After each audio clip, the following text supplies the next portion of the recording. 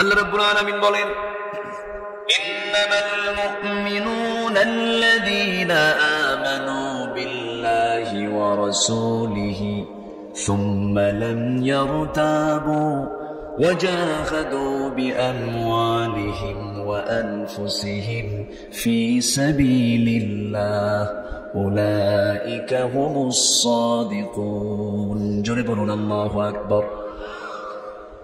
আল্লাহ রাব্বুল আলামিন বলেন, প্রকৃত মুমিন তো তারাই যারা আল্লাহর প্রতি, নবীর প্রতি বিশ্বাস করে, দ্বিধাহীন চিত্তে কোনো সন্দেহ ছাড়া যারা বিশ্বাস করে। এখানে আরেকটা আমলের কথা বলা হয়েছে, এবং যারা আল্লাহর পথে মাল দিয়ে, জান দিয়ে যারা জিহাদ করে, এই দুইটা কাজ যারা করবে আল্লাহ তাদেরকে সিদ্দিক খেতাব দিয়েছেন। জোরে বলি সুবহানাল্লাহ। আখিরাতের প্রস্তুতি আমাকে আপনাকে নিতেই হবে।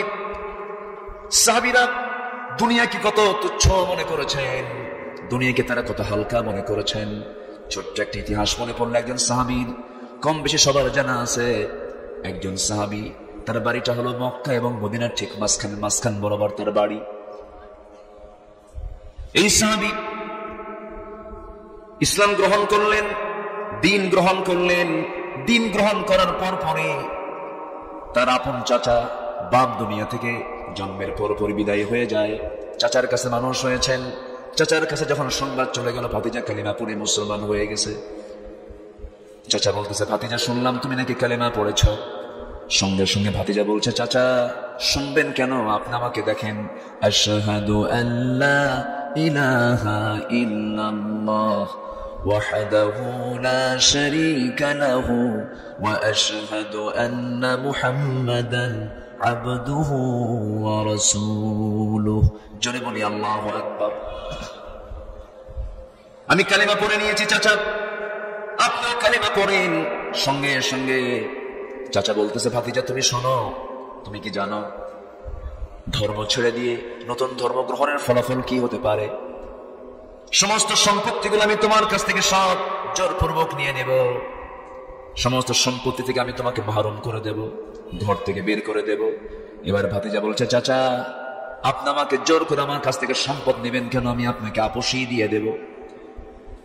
আমি যে ঈমান এনেছি, পৃথিবীর কোন সম্পদ এটার কোনো মূল্যায়ন হবে না, সম্পদ আমি আপনাকে এমনি দিয়ে দিলাম। চাচা খেপে গিয়ে রেগে গিয়ে এক পর্যায়ে বলে ফেলে দিল, গায়ের জামাটাও খুলে দে। গায়ের জামাটাও তিনি খুলে দিলেন। এক পর্যায়ে জোরপূর্বক লুঙ্গিটা পর্যন্ত খুলে নিয়ে ঘর থেকে উলঙ্গ করে বের করে দেওয়া হলো। কোন মতে নিজের বাড়ির সামনে দরজায় গিয়ে নক করে বলছেন, মা দরজা খোলো। কিন্তু আমার দিকে তাকানোর কোনো কায়দা নাই। আমার চাচা আমার শরীর থেকে জামা সহ, পরনের লুঙ্গি সহ খুলে নিয়েছে। আমাকে দেখো, একটা ছোট্ট চাদর দেওয়া যায় নাকি? ছোট্ট একটা চাদর দেওয়া হলো। সেই চাদর দিয়ে কোনো মতো তার চাদরটা ডাকলেন।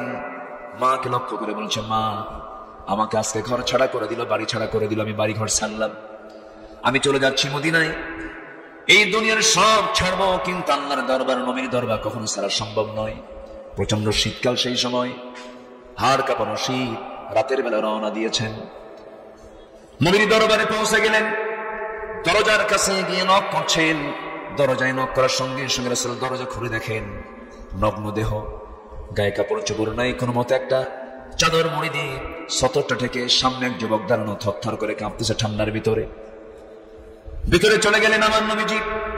সুন্দর দুটি জুব্বা হাতের মধ্যে নিয়ে এসে বলছে, ও যুবক, এই যে আমার জুব্বা আমি তোমাকে দিলাম, জুব্বাটা তুমি পড়ো। পড়ার পরে রাসূল বলছেন, যুবক তোমার এমন অবস্থা হয়েছে কেন? কি হয়েছে তোমার, বলো তো, খুলে বলো। সঙ্গে সঙ্গে তিনি বলছেন, ইয়া রাসূলুল্লাহ, আমার বাড়ি ছিল, আমার ঘর ছিল, সম্পদ ছিল, সব ছিল, কিন্তু আজকে ঈমান নামক দৌলত গ্রহণ করার কারণে, দিন মেনে নেওয়ার কারণে আজকে সব মাইনাস হয়ে গেছে। এমনকি হুজুর আমার পরনের লুঙ্গিটা পর্যন্ত আমার চাচা খুলে নিয়েছে।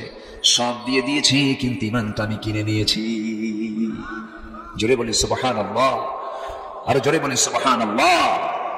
এটাই হলো আখিরাতের প্রস্তুতি। এটি কিসের প্রস্তুতি? আখিরাতের প্রস্তুতি। আমার নবীজি বললেন, তোমার চাচা তোমাকে বস্ত্রহীন করে দিয়েছে, আমি তোমাকে বস্ত্রওয়ালা বানায় দিলাম।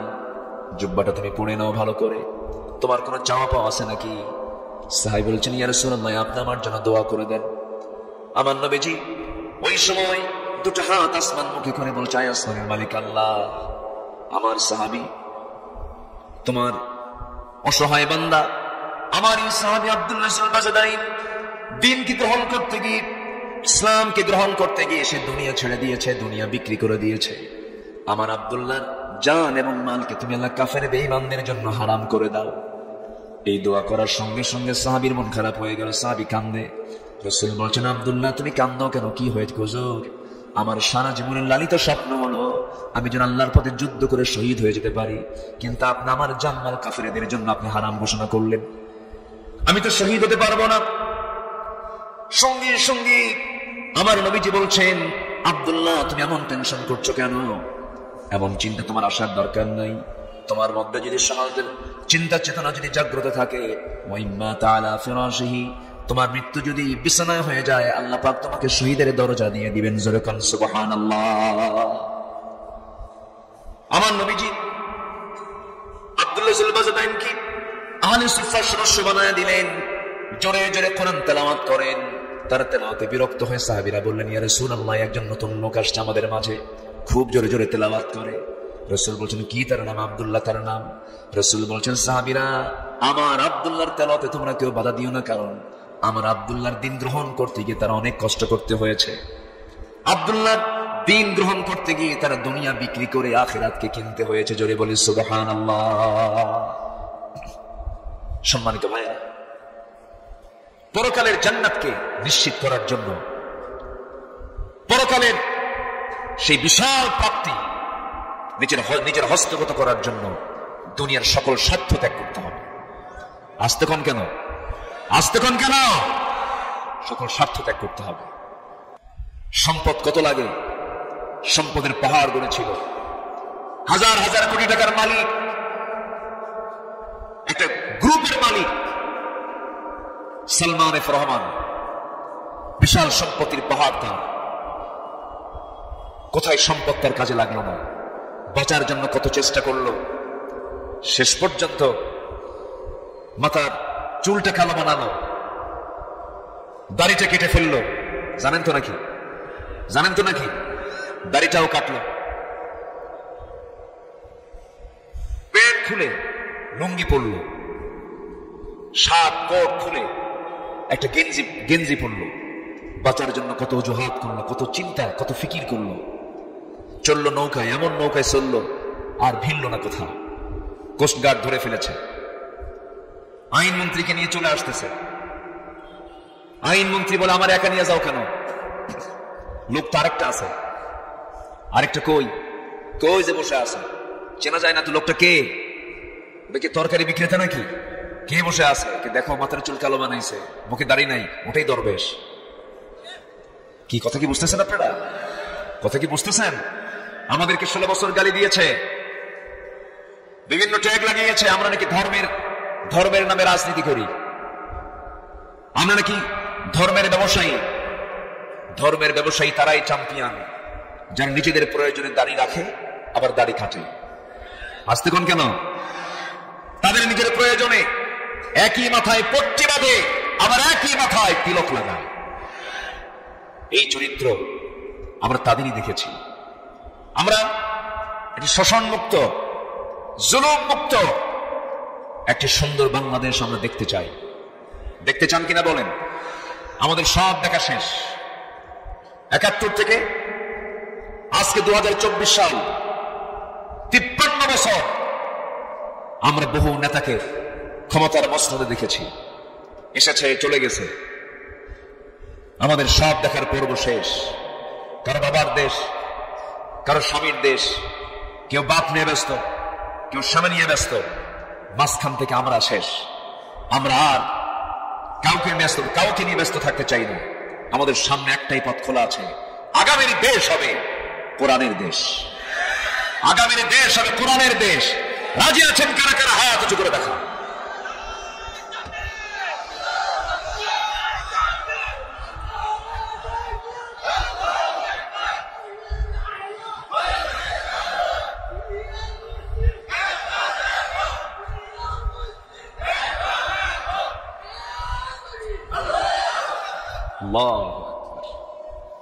আল্লাহ কারে দিয়ে কোন নেতৃত্ব দেওয়ায় দেখছেন? মুখ থেকে স্পষ্ট কথা বের হয় না, অথচ দেখেন সে লিডার হয়ে বসে আছে। বলি আলহামদুলিল্লাহ। ওয়ালাউ কানা আবদু হাফসি, একটা হাদিস, ওয়ালাউ কানা আবদু হাফসি, তোমাদের নেতা যদি হাফসি গোলামও হয়, তার মাথাটা যদি আঙ্গুরের মতো ছোট হয়, সে যদি তোমার ইসলামী দলের যদি লিডার হয়, তার নেতৃত্বে তোমার জন্য মেনে নেওয়া ফরজ। আসলে একটা হাদিস আছে না, আল্লাহ তুমি তার নেতৃত্বকে তুমি আল্লাহ কবুল করে নাও। জোরে বলি আল্লাহুম্মা আমিন। সম্মানিত ভাইয়েরা, সবাই দোয়া করেন একটা প্ল্যাটফর্ম যারা তৈরি হয়ে যায়, এই দেশে ইসলামী হুকুমত কায়েম হোক। সবাই চান তো নাকি? আসতে পারবে না, সবাইকে চান, সবাইকে চান। আল্লাহ কবুল করুন, আল্লাহ কবুল করুন, আল্লাহ কবুল করুন। সম্মানিত ভাইয়েরা, আমার নবীজি ওই সাহাবীকে নিয়ে কোন এক যুদ্ধে গেলেন। মনে আছে আপনার? মনে আছে? যুদ্ধে গেলেন, যুদ্ধ শেষ, আবার মদিনার দিকে ফিরে আসতেছে।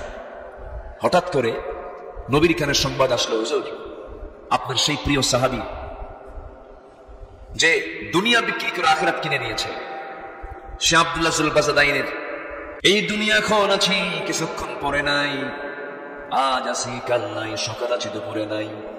আমার আব্দুর রাজ্জাক ভাই অত্যন্ত কাছের মানুষ, এই জায়গায় এই অত্র প্রতিষ্ঠানের সভাপতি মহোদয়, কি যেন নাম ওনার? আব্দুল জলিল সাহেব। এই যে মরি, যখন আসতাম তখনই দেখা হয়ে যেত, মুরব্বী মানুষ। মারা যাওয়ার মাত্র 2-1 দিন আগেও তার সঙ্গে কথা বলেছি, লাশ হয়ে আজকে দুনিয়া থেকে বিদায় নিয়েছেন। আজকে তিনি দুনিয়াতে নাই, এখানে বসে আছেন। এখান থেকে উঠতে পারবো আমরা এমন কোন গ্যারান্টি আমরা কেউ দিতে পারবো নাকি? দিতেও পারবো না। এই ক্ষণস্থায়ী জীবনের জন্য কত স্বপ্ন, কত চিন্তা, কত কল্পনা জল্পনা আমরা করে থাকি, কিন্তু আল্লাহ রাব্বুল আলামিন বলছেন, বান্দারে শোনো, ওয়ালাল আখিরাতু খায়রুন লাকা মিনাল উলা ওয়াল আখিরাতু খায়রুন ওয়া আবকা ওয়াল্লাহু ইনদাহু হুসনুল মাআব। জোরে বলুন আল্লাহু আকবার। আল্লাহর কাছে ফিরে যাওয়াটাই হলো উত্তম প্রত্যাবর্তন স্থল।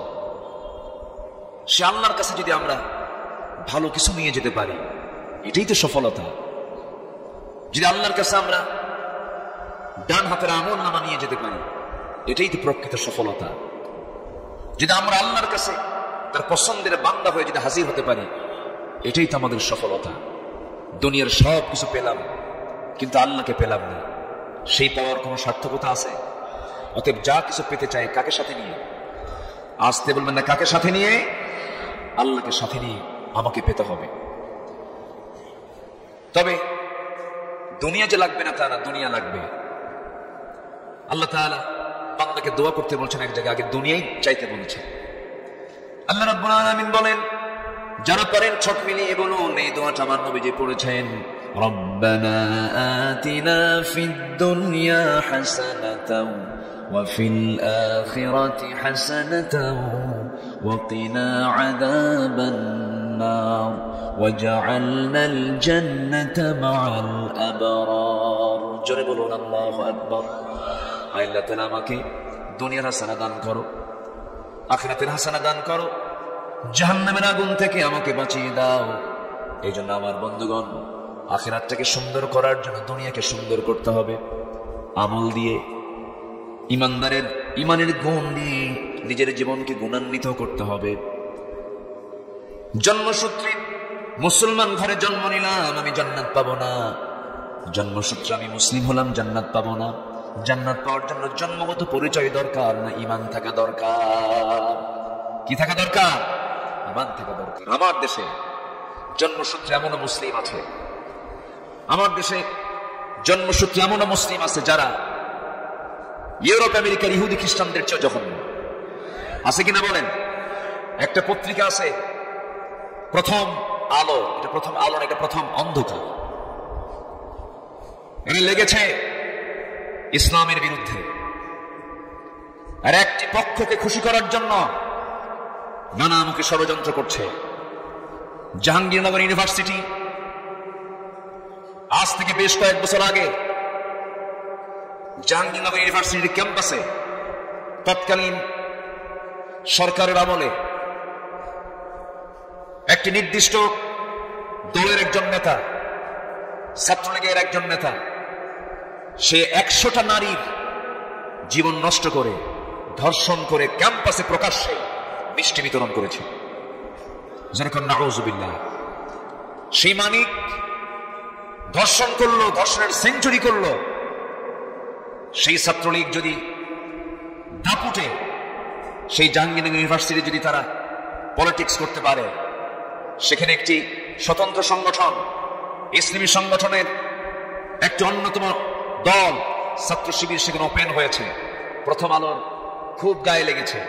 প্রথম আলো এটাকে নিয়ে খুব বাজে কথা বলছে। প্রথম আলোর নাম আর আমরা আলো দেখতে চাই না, এটা প্রথম অন্ধকার, ঠিক কিনা? এটা প্রথম অন্ধকার। সম্মানিত ভাইয়েরা, সম্মানিত বন্ধুগণ, এখন আমার দেশে বহু বাম রামের আসানা নাই, বহু বাম রামের আসানা নাই, পথ পেতে আছে। সুযোগ বুঝে অনেক কিছুই করার চেষ্টা করবে, কিন্তু সক্ষম ভাবে মোকাবেলা করতে হবে আমাদের। সবাই রাজি আছেন তো ইনশাআল্লাহ? সম্মানিত ভাইরা, যুগে যুগে সুযোগ সন্ধানী কিছু লোক ছিল, এখনো আছে, সামনেও থাকবে। বিগত 16 বছরে ওই সরকারের আমলে সর্বোচ্চ সুযোগ সুবিধা গ্রহণ করেছে, এমন কিছু কাঠমোল্লাও কিন্তু ছিল। আসতে ছিল কিনা বলেন? একটি সুবিধাবাদী দল, জাতীয় পার্টি, এই জাতীয় পার্টি এটা দীর্ঘ 16 বছর তাদের ছত্র ছায়ায় এই অপকর্মের এই বিশাল ফিরিস্তি তাদের সহযোগিতায় করা সম্ভব হয়েছিল। সেই জাতীয় পার্টি আবার এখন উকি মারে, মাঝে মাঝে উল্টা পাল্টা বক্তব্য দেয়। যে অন্যায় করে এবং যে অন্যায়কে সমর্থন দেয়, অপরাধ কি অসমান না সমান? অসমান না সমান? আমার তো মনে হয় মুনাফিকদেরকে সাথ দেওয়ার সময় আর নাই। আসতে বলবেন না, জোরে বলুন, ঠিক কিনা? বাইতুল মুকাররমের যিনি খতিব ছিলেন, তার বাবা, আমরা কেন বলবো না, অবশ্যই তিনি আল্লাহওয়ালা মানুষ ছিলেন, আল্লামা শামসুল হক ফরিদপুরি রাহিমাহুল্লাহ। কিন্তু তার যে সন্তান, তিনি যে আচরণটা করেছেন, কওমি জননীর খিতাবদাতা, বাইতুল মুকাররমের খতিব হলেন, 5 আগস্টের পরের দিন থেকে নিখোঁজ, খতিব নাই। খতিব গেল কই? খতিব পালায়, এমন রেকর্ড বাংলার জমিনে নাই। তাও জাতীয় মসজিদ। 2 সপ্তাহ পরে খতিব আসছে তার সাঙ্গপাঙ্গ নিয়ে মসজিদ দখল করার জন্য, মেম্বার দখল করার জন্য। জনগণ উল্টা জুতা মারছে। জুতা মারার পর বিকেলবেলা সাংবাদিক সম্মেলন করে বলে, আল্লাহ পাক আমারে বাঁচাইছে, একটা জুতা আমার গায়ে লাগে না। কথা কি বুঝতেছেন আপনারা? কথা বোঝেন? এই সমস্ত মুনাফিক চক্র এখন আছে না নাই? শুনুন, শাহবাগের গণজাগরণ মঞ্চে শুনে শুনে বা বয়ে পড়ে ইতিহাস জানি না, সচক্ষে ইতিহাস দেখেছি। গণজাগরণ মঞ্চে তৎকালীন ধ্বজভঙ্গ ইমরান এইচ সরকারের নেতৃত্বে যে গণজাগরণ মঞ্চ তৈরি হয়েছিল, সেই মঞ্চে দাঁড়িয়ে এক শ্রেণীর টুপিওয়ালারা গিয়ে মৌন সমর্থন জানিয়েছে। তাদের মুখে হক কথা মানায় না, তাদের মুখে বেশি গালগপ্প মানায় না, তাদের নাম কখনো আল্লাহ হতে পারে না। এরা মুনাফিকের বাচ্চা, মুনাফিকের বাচ্চা, মুনাফিকের বাচ্চা। আছে না নাই? আসতে বলবেন না, আছে না নাই? এবং গিয়ে বললেন যে আমি আমার জীবনের শ্রেষ্ঠ আমল আজকে করতে পেরেছি। আমি গণজাগরণ মঞ্চে আসতে পেরে আমি আমার জীবনের শ্রেষ্ঠ আমল করতে পেরেছি। এটা কোনো কথা? তবে স্পষ্ট ভাষায় জানিয়ে দিতে চাই, ভুল হয়েছে, ভুল যদি হয়েই থাকে, যদি বুঝতে পারেন, অনুতপ্ত হৃদয়ে আল্লাহর কাছে ক্ষমা চান, আল্লাহর কাছে মাফ চান, নচেত এই জাতি মুনাফিকদেরকে ক্ষমা করবে না, ঠিক কিনা? সম্মানিত ভাইরা, অনেক কথা আছে, এখানে তো শুধু একটা দিন কথা বলি, এবং আপনারা আমার দীর্ঘদিনের শ্রোতা, অনেক পুরাতন শ্রোতা, প্রত্যেক বছর আপনারা আমার আলোচনাগুলো এখানে শোনেন। আজকে আমি সেই দিকটা ইঙ্গিত করতে চাই যেটা আমি শুরুতে শুরু করেছি, সেটা হলো আমরা দুনিয়া চাই না আখিরাত চাই? বলেন বলেন, দুনিয়া চাই না আখিরাত চাই? ভালো করে কম। মন থেকে কন, চোখ বন্ধ করে কন, দিল থেকে বলেন আখেরাত, সত্যি আখেরাত? আচ্ছা জি, যদি আখেরাত যদি উদ্দেশ্য হয় তাহলে আমরা সফল। আলহামদুলিল্লাহ বলেন, জোরে বলি আলহামদুলিল্লাহ। আর যদি এরকম মনে হয় না আখেরাত আছে কিনা, হুজুররা কয় মরে গেলে কি আবার তাজা হবো নাকি, এরকম চিন্তা যদি মাথায় আসে তাহলে কিন্তু বড় বেকায়দা হয়ে যাবে। এই আখিরাতের প্রতি বিশ্বাস ওই ব্যক্তির তত গভীর, কোরআনের জ্ঞান যার যত গভীর, কোরআনের জ্ঞান যার যত গভীর হবে, আখিরাতের বিশ্বাস তার তত গভীর হবে। আমরা কোরআনটাকে বেশি করে স্টাডি করার চেষ্টা করব, জোরে বলি ইনশাআল্লাহ। জোরে। তাহলে আমরা প্রস্তুতি নেব দুনিয়ার না আখিরাতের, দুনিয়ার না আখিরাতের, আখিরাতের প্রস্তুতি আমরা নেব, জোরে বলি ইনশাআল্লাহ। আর জোরে বলি ইনশাআল্লাহ। এখন আখিরাতের প্রস্তুতির জন্য আমাদের মোটামুটি 13টা গুণ অর্জন করা দরকার। কয়টা গুণ অর্জন করা দরকার? 13টা গুণ অর্জন করা দরকার। আমার একটা তবিয়ত হলো, আমি জীবনে কখনো পয়েন্ট ছাড়া, ধারাবাহিকতা ছাড়া আমি কথা বলতে পারি না। এই 13টা পয়েন্টের উপরে আমি কিছু কথা বলতে চাচ্ছি। ওমা তাওফীকি ইল্লা বিল্লাহ আলাইহি তাওয়াক্কালতু ওয়া ইলাইহি উনীব। সবার প্রতি আমার আরজ থাকলো, আমরা আলোচনা চলাকালীন অবস্থায় চুল পরিমাণ কোনো নড়াচড়া করব না, মাহফিলের সৌন্দর্য রক্ষা করব এবং শেষ মোনাজাত করে আমরা এখান থেকে বিদায় নেব, জোরে বলি ইনশাআল্লাহ। তাহলে আখিরাতের প্রস্তুতির জন্য 1 নম্বর 13টা কাজ, এর মধ্যে 1 নম্বর কাজ হচ্ছে আমরা ঈমান আনবো কার উপরে? সন্দেহ করে না দ্বিধাহীন ভাবে?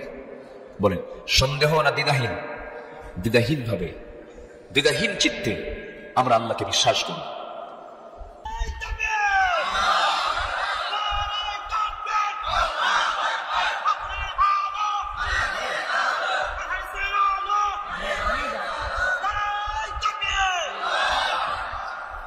আসসালামু আলাইকুম।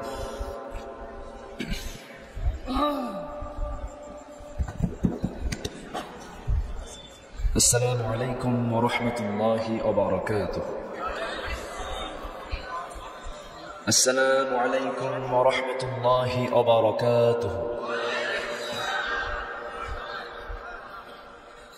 إن الحمد لله الأكرم الذي خلق الإنسان وكرم وعلمه من البيان ما لم يعلم، فسبحان الذي لا يحصى امتنانه باللسان ولا بالقلم. نشهد أن لا إله إلا الله وحده لا شريك له، ونشهد أن سيدنا وحبيبنا ومولانا محمدا عبده ورسوله الذي أرسله بالحق بشيرا ونذيرا وداعيا إلى الله بإذنه وسراجا منيرا. فقد قال الله تعالى في كلامه المجيد وفرقانه الحميد: أعوذ بالله من الشيطان الرجيم. بسم الله الرحمن الرحيم. إن الله وملائكته يصلون على النبي يا أيها الذين آمنوا صلوا عليه وسلموا تسليما. اللهم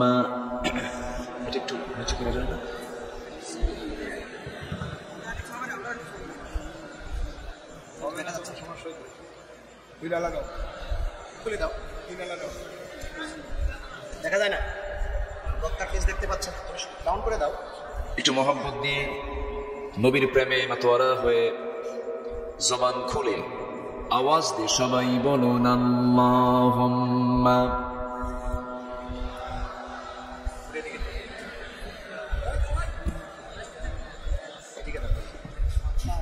থাক থাক।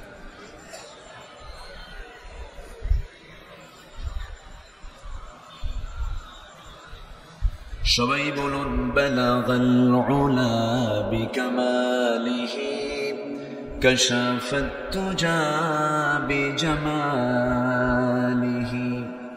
হাসনাত জামিউ খিসালিহি সাল্লু। سورة يوسف بداري حكمة لقمان ما قاري قرآن باري يهدي لساد ما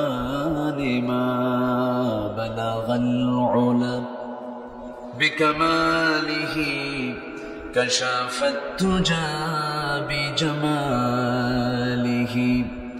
حسنت جميع خصاله।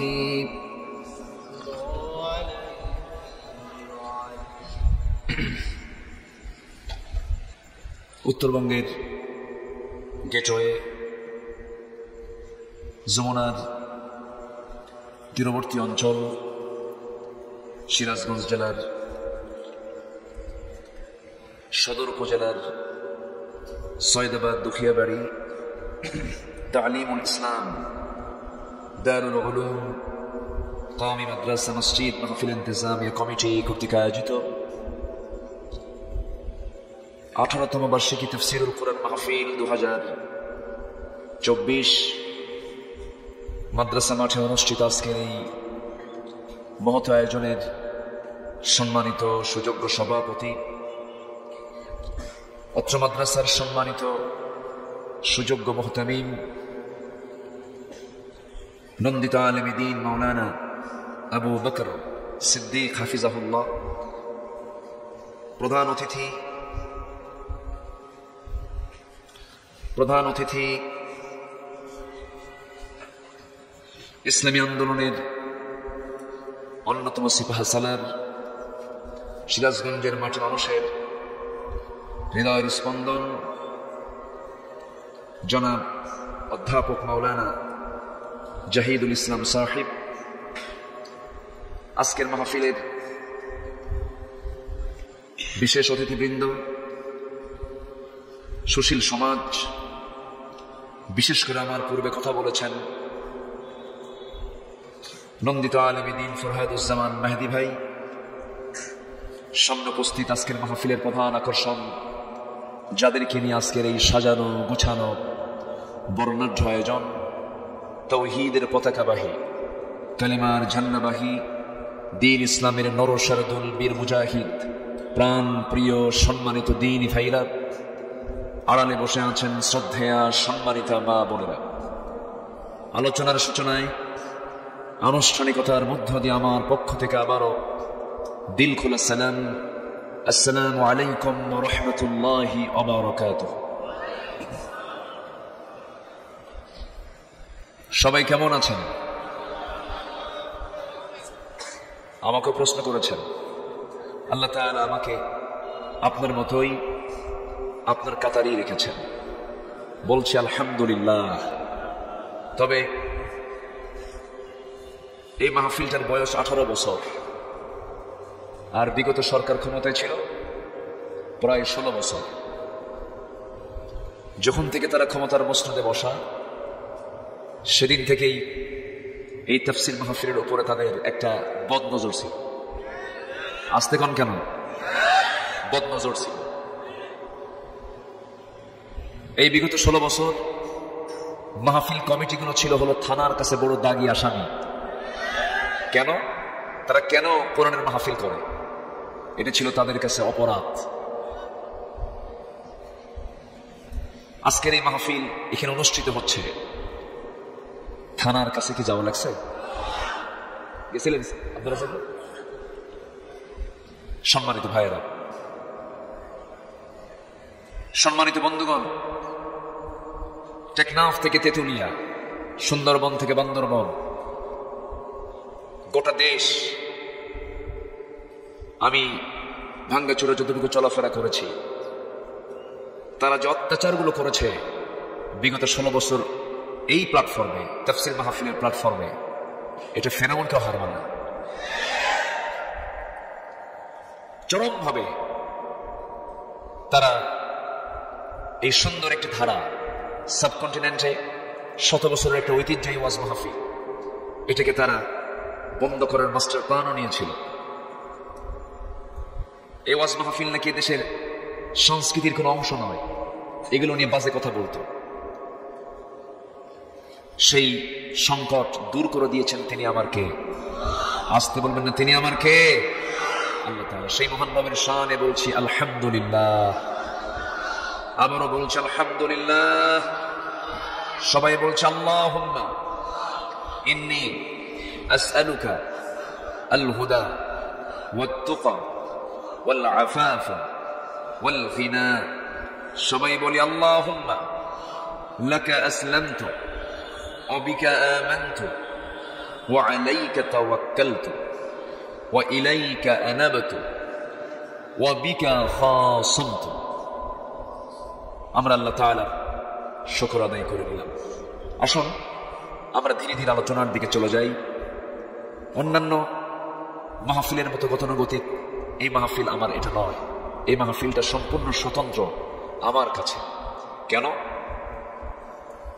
অন্য কোনো মাহফিলে রেগুলার নিয়মিত যাওয়ার সুযোগ হয় না। যাই, কিছু কিছু মাহফিল নেওয়া আছে, কিন্তু সবচাইতে আমার কাছে অত্যন্ত আনন্দের, প্রায় 18 বছর এই মাহফিলে আল্লাহ তাআলা আমাকে আসার সুযোগ করে দিয়েছেন। বলি আলহামদুলিল্লাহ, জোরে বলি আলহামদুলিল্লাহ। তো আমি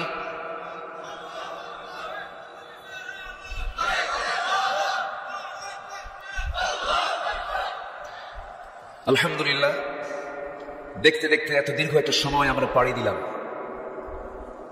এর 16 বছর কেটে গেছে হলো বিগত সরকারের আমল। কথা বলে আরাম পাই নাই। সম্মানিত হাজিরিন, ফেরাউন বেঁচে ছিল হলো, ফেরাউনের হায়াত ছিল হলো 1600 বছর, আর এরা ছিল কত বছর? সংখ্যা যে মিলল কেমনে বুঝলাম? সংখ্যা একটু মিলছে, তাই না? একটু মিলছে। ও ছিল বিগ ফেরাউন, আর এটা হলো মিনি ফেরাউন। চরিত্রগত কিছু মিল আছে। এই পৃথিবীতে হত্যার রাজনীতি প্রথম শুরু করেছিল হলো ফেরাউন। ইউযাব্বিহুনা আবনাআকুম ওয়া ইস্তাহয়ুনা নিসাআকুম। ছেলে সন্তানগুলোকে জবহ করত, মেয়ে সন্তানগুলোকে জীবিত রাখত ফেরাউন। কেন? তার ক্ষমতাকে পাকাপোক্ত করার জন্য।